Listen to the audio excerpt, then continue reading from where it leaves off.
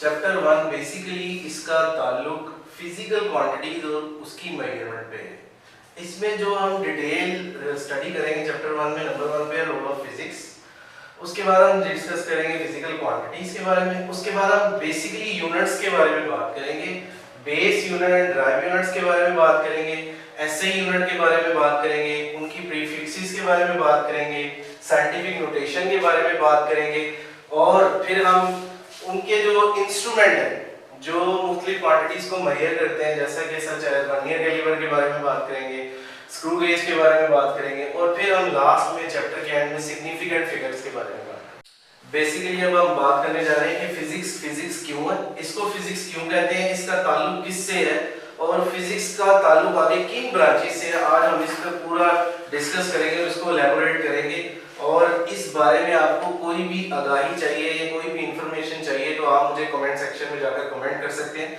और मैं आपको जरूर उस क्वेश्चंस का जवाब दूंगा।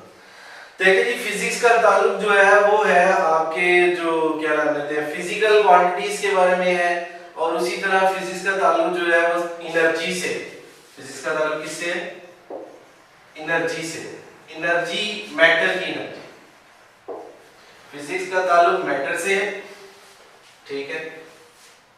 मैटर के अंदर एनर्जी है, इन दोनों की इंटरेक्शन, मैटर, एनर्जी, और इन दोनों की इंटरेक्शन से जो रिएक्शन होगा उसको हम फिजिक्स कहते हैं। उसके लिए हमने कुछ लॉज बनाए, फिर हमने कुछ प्रिंसिपल भी बनाए, ठीक है। लॉज और प्रिंसिपल को मिलाकर जब हम इकट्ठा करते हैं तो यकजा करके जो चीज बनती है उसको हम फिजिक्स